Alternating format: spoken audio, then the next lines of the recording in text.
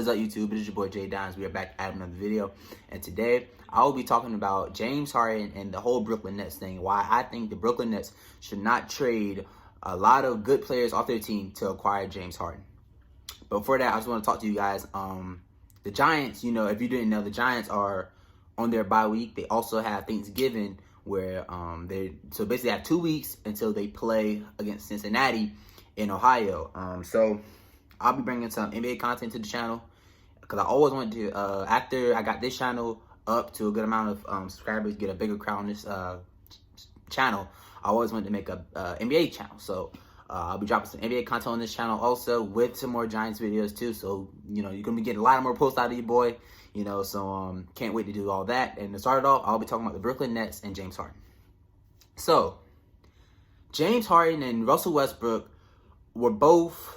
It both looks like they won out. It looks like they won out. A lot of people reported it.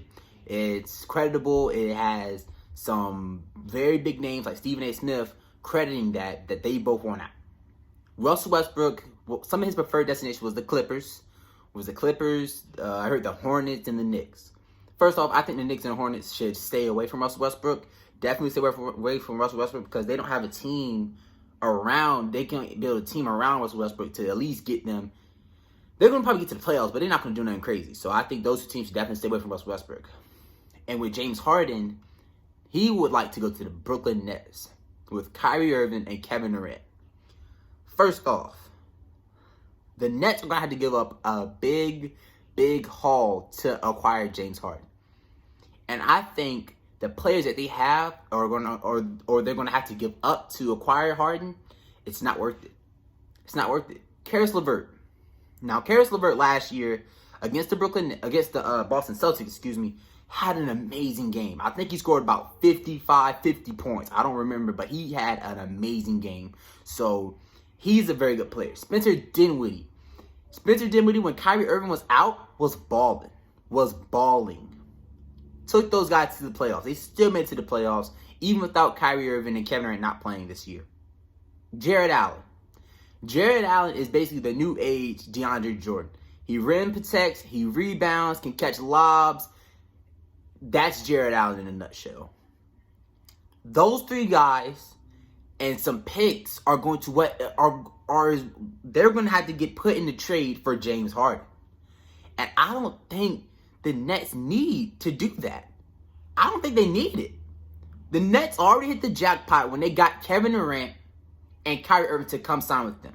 Instead of them going to New York, they came to Brooklyn. You hit the jackpot right there.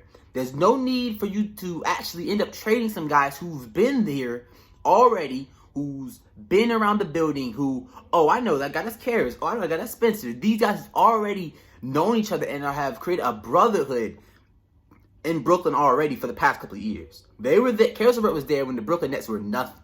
When they were nothing, Caris Levert was there. Spencer Dinwiddie was a G League player, and he worked himself from the ground up in Brooklyn.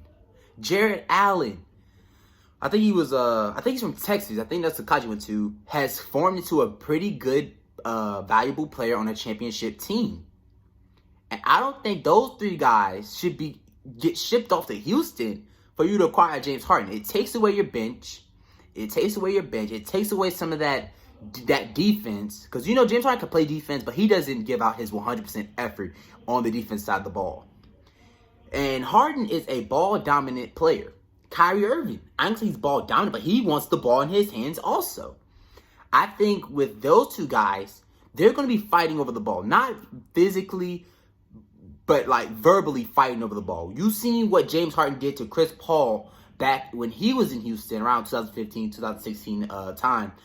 He told Chris Paul to get out the way. This is my team. I'm going to carry the offense. I'm going to facilitate the offense.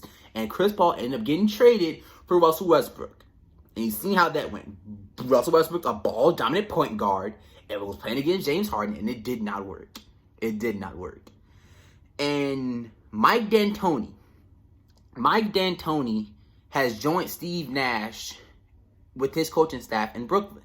So I feel like Steve Nash, as a rookie head coach, this is his first time actually coaching a team. To bring in James Harden That's putting a lot of pressure on him to make sure that I keep KD happy. I keep James Harden happy. Gotta worry about Kyrie Irving. You see how those two guys work? That's going to put a lot of pressure on a rookie head coach.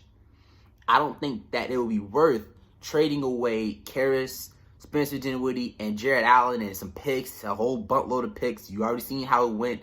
A lot of teams are just trading away first-round picks like it's nothing. Like it's nothing. And I think it could I feel like it would backfire. I feel like this has something written all over it. No, no, no, no. Steph Curry and Klay Thompson, those guys are unselfish ball players. Those guys are unselfish. One of the greatest shooting backcourts of all time. The greatest shooting backcourt of all time. Those guys are unselfish ball players. KD had a problem in Golden State. How many people do you know come out of Golden State like, oh, what's wrong with Golden State? They work together, they pass the ball, they're unselfish, and they fight. I don't see how KD turned that into a problem. I don't see how. KD wanted to be the guy, and he couldn't take that. He couldn't take that Stephen Curry was the guy already in Golden State. So I don't think you need to bring James Harden into this. Another player who wants the ball in his hands, who has one of the highest usage rates in the league last year. I don't think y'all want to do that. That's just my opinion on it. And you take James Harden. Let's say you do the trade. You get James Harden. You get KD. You have Kyrie Irving. Those three guys right there, that's a pretty good trio. But after that, who else is there? Who else is there? When KD's not having a good night, who's going to back up from KD? Who's going to do that? Don't trade your bench away for James Harden.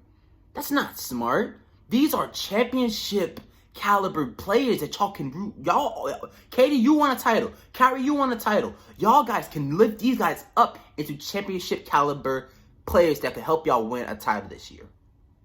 And with Milwaukee grabbing Jrue Holiday, grabbing Bogdan Bogdanovic, it wouldn't be smart to just run up there with just three good players and then let whoever else is there just do their thing. Keep Spencer Dinwiddie. Keep Caris LeVert. Keep Jared Allen. Because DeAndre Jordan is getting kind of old. He doesn't have he's not the all-pro defensive first team, I think he actually made a first team with the Clippers a couple years ago with Chris Paul. He's not that no more. Jared Allen is the new age DeAndre Jordan, basically. Can do everything DeAndre Jordan used to do back in the day. Why trade all the other way? When you have KD, you have a good supporting cast. That's a great supporting cast. The Clippers have a great supporting cast. They didn't show up in the playoffs, but they have a great supporting cast. So that's some of the things that I think that the Brooklyn Nets should think about. Or if you're a Brooklyn Nets fan, you want James Harden, think about what you're giving up to get him.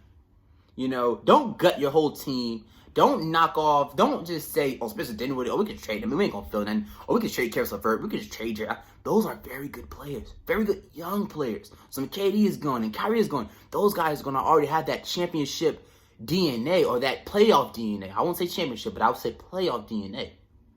That's just my take on it. I hope you guys enjoyed this video. Comment down below what you think about it, man. We'll talk about it down in the comments. Make sure you like this video. Make sure you subscribe. And it's been your boy Jay Dimes. I am out.